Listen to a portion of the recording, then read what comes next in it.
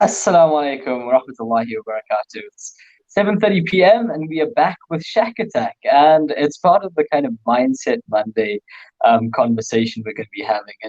And I think to a lot of us, especially to young people, we're surrounded, almost bombarded by these Instagram images of people going out and traveling the world and living their best lives. And to most people, it seems like some far-fetched, idealistic accomplished, and which is the reserve of a very specific set or group of people, and that we can't do that. And um, I was lucky enough along some of my travels to meet someone who is doing exactly that, and she's joining us this evening, and that is Lucy Carrapetta. And Lucy is joining us all the way from Australia. It's presently 4:30 in the morning. So thank you so much for joining us. I think it's an absolute pleasure. Um, so Morning, boy. I guess I was lucky enough to meet you kind of at the starting point or somewhere near the middle of your journey. Yeah, I And think maybe about 5 or 6 months in that we met.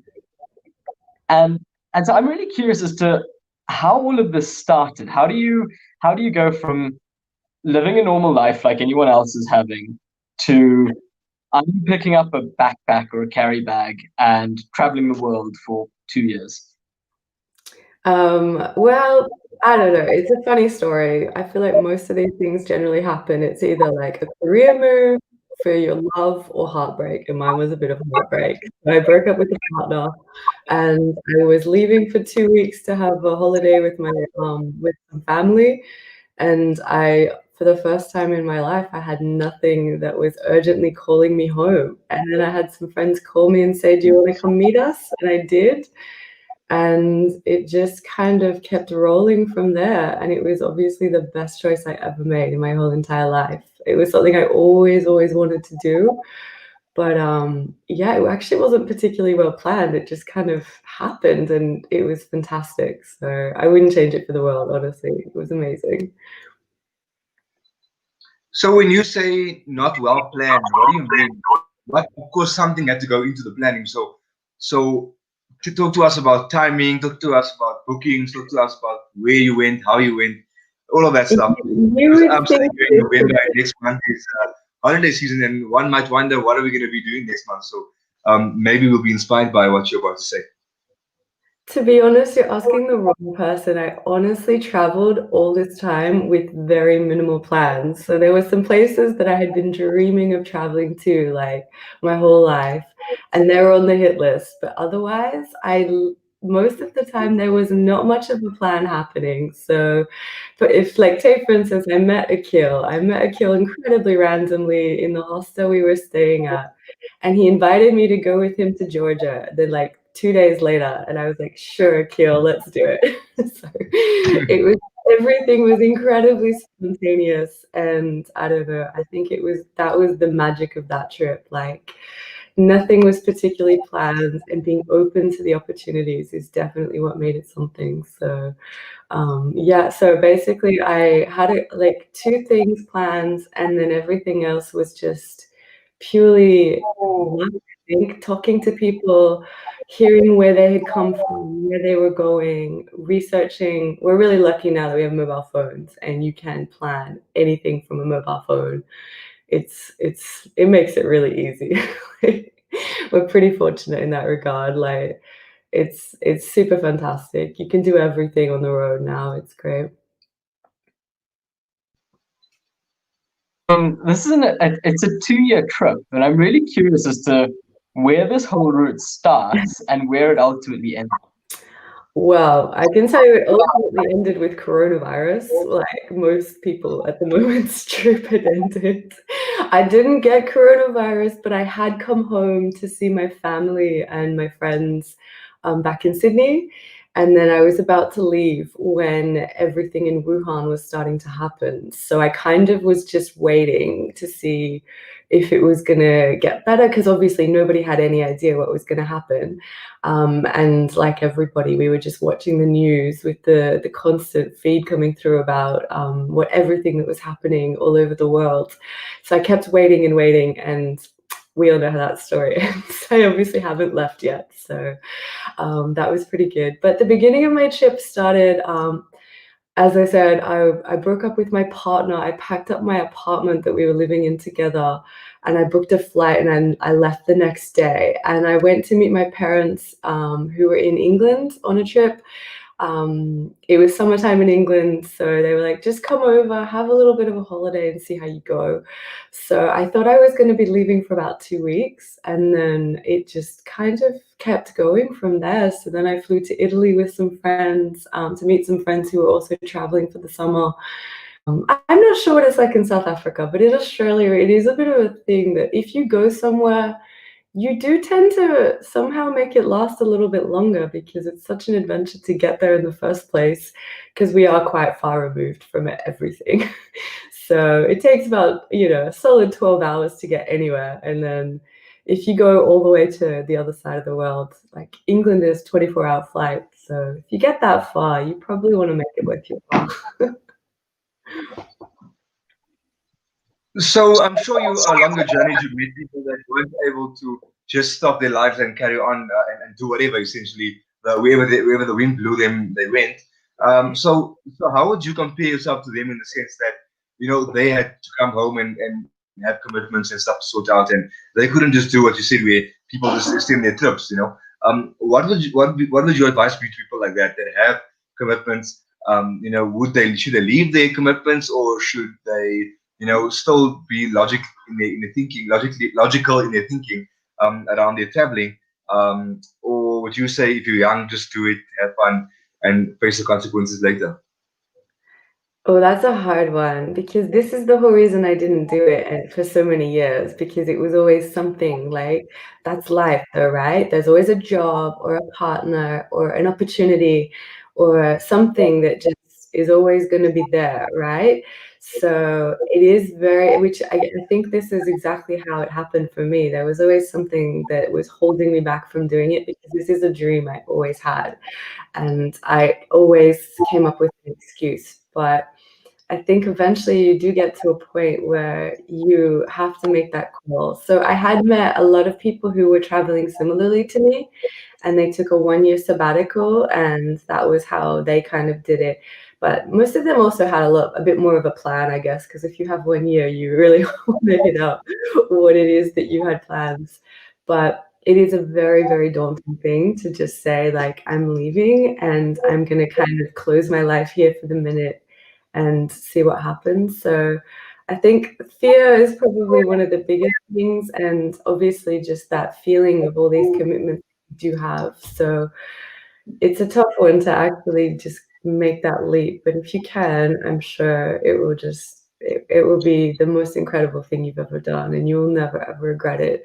But I guess we might have to see how coronavirus plays out, because it might be slightly different after all of this. I'm not sure how we're gonna go. Kind of waiting. Yeah, I suppose we're all kind of waiting for things to somewhat get back to normal. And I know just about everyone is chomping at the bit to get out of wherever it is they are at the moment. I think we've all kind of suffering from some degree of cabin fever. I think so. But I mean, so along this journey, and I'm sure you like, it'll take hours to go through the entire trip, but there must be certain points which kind of stand out for you, certain highlights or stellar moments in this 2-year round the world journey.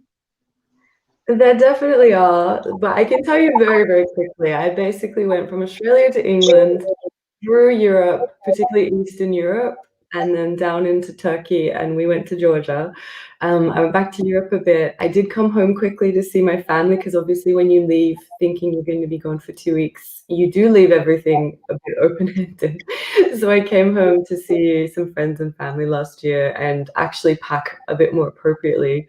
And then I went through Asia, and then back to Europe, and then through a little bit of the Middle East and Egypt. So and then back to Europe again. So I think some of the highlights though, like honestly, I think one of the most amazing things that was probably the thing that surprised me the most was the incredible people I met along the way. Because obviously when you travel, you know you're going to see amazing sights, you're going to do amazing things. That's why we go. Like you're going to see history, you're going to see beautiful nature and things that are so different from what you're used to and what you know where you live. So I think that's kind of something that you kind of already do have a little bit of an expectation of and understand and kind of have an idea about. But the thing that got me was just the amazing, amazing humans I met along the way. That was just the biggest surprise of all, I think. So that was pretty special. But in terms of places, there was a few places that I had always dreamed of being, like where I met Aqeel was a pretty special place. It was a place called Wadee, which is Cappadocia in Turkey. And it's these incredible rock formations with these hot air balloons that go every morning. And it's a pretty magical spot. If you ever get there, I highly recommend. I'm Australian, so I'm a big ocean lover, which I think is pretty pretty expected of us. So I was very lucky. I spent a lot of time last year in the Philippines, which is a beautiful country. The oceans are incredibly clear. The people are lovely. So that was definitely a really unusual highlight that I wasn't expecting to love as much as I did. And it was lots of like scuba diving and surfing and all of the things that are incredibly special. So that was a big one too.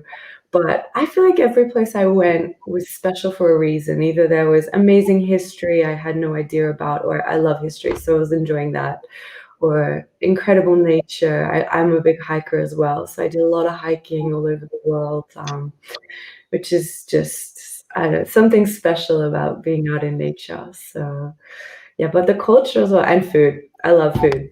So what can I say? I've loved eating my way all over the world. So all the So things. somebody like you that's been all over pretty much and seen pretty much a lot of what there is to see.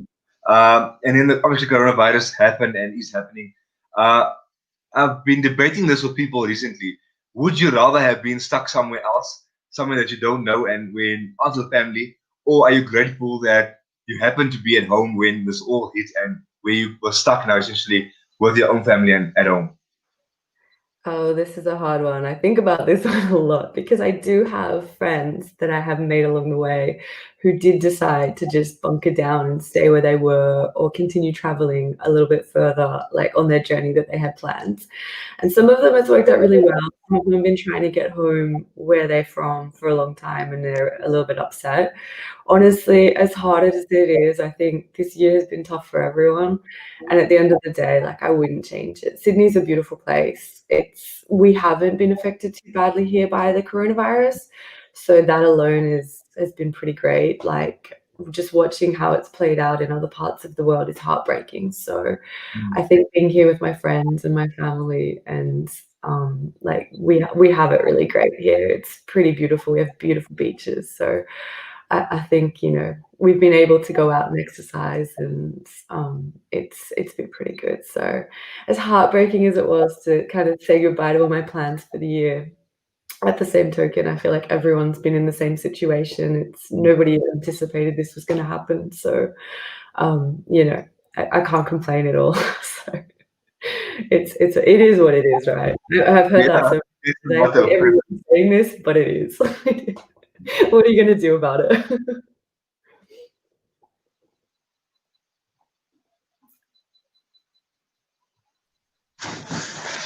I guess at the moment we're all just waiting for all of this to end and hoping that we go back to some sort of normality, or in your case, hopefully back to traveling or whatever it is which is coming up next. But we always tend to romanticize travel.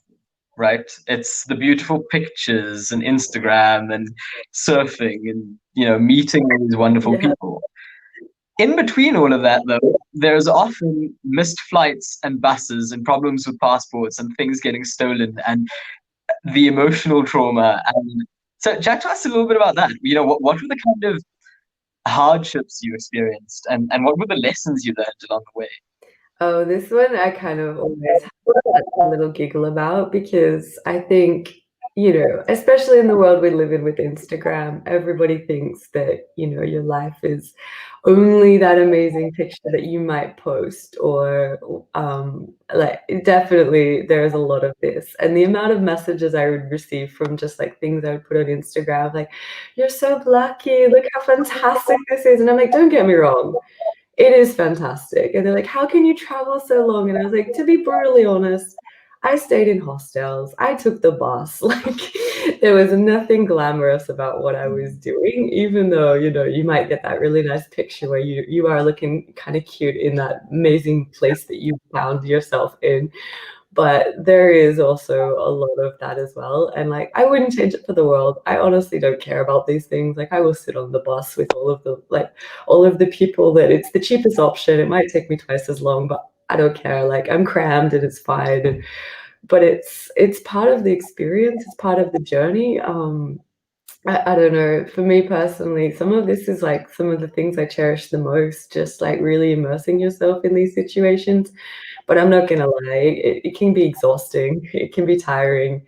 You can feel really dirty for a long time. Like sometimes you just it's not easy sometimes. You gotta kind of leave your creature comforts at home. And if you are a really big fan of creature comforts, which is fine, like you do you, but it's kind of a bit tricky, I think, to maintain all of these things if you wanna do it for that kind of amount of time. It's just part and parcel with it, I guess. So, I don't know. It's frustrating and tiring, but I think you just kind of you gotta roll with it. That's how it is. It's how it goes. So, you've Has gotta there been any moment that you can reflect on that was quite dangerous or quite scary for you, perhaps, on the journey, just out of interest? Because I mean, that's the opposite of what we're going to see on Instagram. So, tell us about that. Oh, of course. There's always the usuals. Like, I had a few kind of scary run-ins and things like, but there's obviously like the obvious ones where you miss a plane or a bus, and it was the last bus or plane out of somewhere, and you're alone and you don't know anybody. And chances are, I only speak English, or I speak a couple languages very, very terribly, but minimally enough to get me by.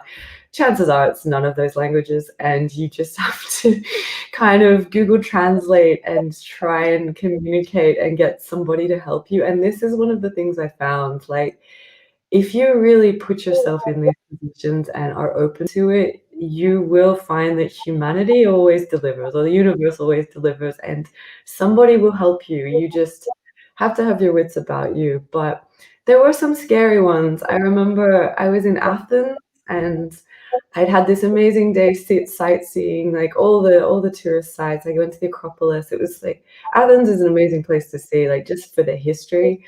So that was pretty incredible. And I do have quite a nice camera that I carry, like that and I tend to be quite cautious with it. But this one particular day, I looked like a tourist. I just had it slung over my shoulder and was walking around.